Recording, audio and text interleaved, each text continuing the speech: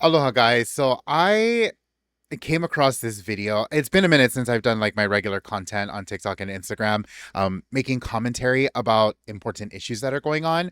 Uh, but I came across something that is particularly relevant to some of the later discussions that I've been having on my social media about Charlie Kirk and his commentary about Lahaina and just how woefully uninformed so many of our own people are when it comes to what's going on in Lahaina and the water problems that we've had and the misconceptions that people have. So um, let's watch a video together and talk about it a little bit. So, yeah, without further ado. Start tonight with hints of progress in the long-running conflict over water management in West Maui. Today, the State Water Commission heard complaints about golf course irrigation, waste, and a lack of support for farmers. Our Daryl Huff reports new at 6. Almost all the challenges of water in West Maui could be solved if there was more of it, but that's not happening quickly enough for either taro farmers or the Professional Golf Association. Certainly, it's not an ideal situation in an emergency to use potable water for irrigating a golf course. Acknowledging it looked bad that drinkable water was used to salvage the professional-grade Kapalua plantation course, TV analyst and golf industry consultant Mark Rolfing has been pushing the governor, the course owner, and Maui Land and Pine to work together to save the economic asset. It needs a long... First thing I want to say is, can we please pay attention to the language that's being used, referring to this golf course as an economic asset, right?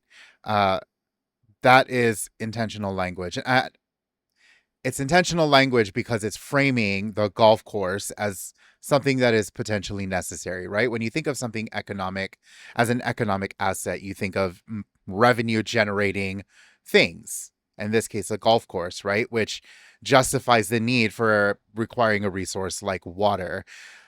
But there were two things at the beginning of this video that were mentioned, right? The first being kalo farmers, taro farmers, and the other being golf course. So those are the two things being talked about that seem to be at odds in this situation. So just keep that in mind as we continue to watch. All right, let's continue the video. Long-term fix, and it's got to be done right away. I'd like them to partner, and I've been meeting with them to do desal. They did it in Kona. It works pretty well. That's a futures solution. Other future solutions include more reservoirs to catch big rain overflow and pipelines to move available recycled wastewater to where it's needed. It all came out at the Water Commission today, where farmers who grow taro in West Maui streams were outraged that it's taken over 2 years to get their permits to protect the stream flows. The commission is quicker to illegally greenlight water for golf courses than to honor public trust purposes like resource protection and kalo cultivation. That's kind of really shame and super heavy. I'm frustrated that I have to come back here again and ask the commission to do its job. We need action. The commission also heard a staff report that found high-end investment homes using much more drinking water than residents for landscaping and pools, which... So that is a problem, right? You have luxury homes using water for things that are luxuries, things that people who are wealthy can afford that they don't need in a place that is arid. Meanwhile, the public does not have access to a critical resource like water. Why is it that golf courses and luxury developers have access to this water, but people who are part of the public and who have lived in Maui for generations, who are trying to cultivate things like taro and practice subsistence farming, are left out to dry? The mayor says he'll use to clamp down on vacation rentals. When it's out for rentals, people are more free to use the water, and because it's included in their price. The rest of us pay a monthly bill, so you watch your electricity, you watch your water, you watch whatever you use. It vindicates or affirms what the county was saying, that this waste of the water, or certainly overuse of the water. Environmentalists say the commission should give farmers permits ahead of tourism businesses. Take care of these community members. They need that water. They want to have it solid and locked in. And then let's deal with these water wasters, these water abusers. As we've reported before, one reason for the waste is that the water from old plantation water systems is cheap. The county says a unified public system charging fairer rates could help pay for improvements like recycling, more reservoirs, and desalination. Daryl Huff, Hawaii News Now. For me, what really sticks out is this consistent battle that is always being talked about, right? And I'm just going to say it is between Hawaiians and developers. That is always what it boils down to. I am continuously frustrated by the lack of recognition on that part and how infrequently we mention that dynamic. Because the reason why I say that is because the people at the forefront of these battles for water rights, very often they tend to be overwhelmingly Hawaiian. And the people who are over consuming water tend to not be, right? They tend to not even be from Hawaii. So that's one consideration to make.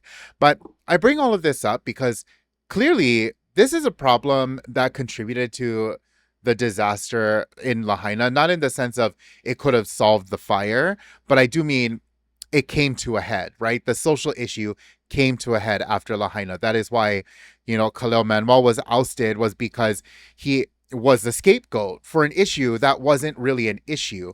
There were luxury developers who blamed him and the process that the state had because they didn't have access to water, even though having access to that water would not have saved those homes and wouldn't have even touched the rest of Lahaina. So I want us to be very clear about the fact that not only are Hawaiians at the forefront of protecting this resource, but being at the forefront of protecting this resource has also cost our community their peace, and has also come at the cost of people blaming Hawaiians for being, somehow backward, right? Just like Charlie Kirk did. That's exactly what he did. He blamed our people for having a backward culture because of how we view this resource, all because somebody who was Hawaiian was scapegoated by a luxury developer. Like, that is what's happening here, and that is what is continuing to happen. And as long as we're not acknowledging it, we're never going to get anything done. Like, this consistently is the problem. So I made this video. I'm making this video and this commentary because I really need us to see how consistent of a problem this is. I want to continue documenting it, right? Because clearly this problem hasn't been resolved. Clearly people have not been educated about this issue. We still have Hawaiians out there believing Charlie Kirk over our own people. So anyway, I will always consider it my kuleana to make sure people understand issues like this. So if we want to talk about this more, please let me know. I know I'm doing a very brief YouTube video tonight, but I think it's definitely worth the deep dive if we are all in agreement that that's what we want to do. So anyway, I hope that you folks are all doing well. If you haven't already, please subscribe to this YouTube channel. Follow me on all the socials. I'm on Instagram, TikTok, Facebook, etc. Kiko Pololu. So yeah, I hope that you're all doing well. Have a good night. Ahui hokako, aloha.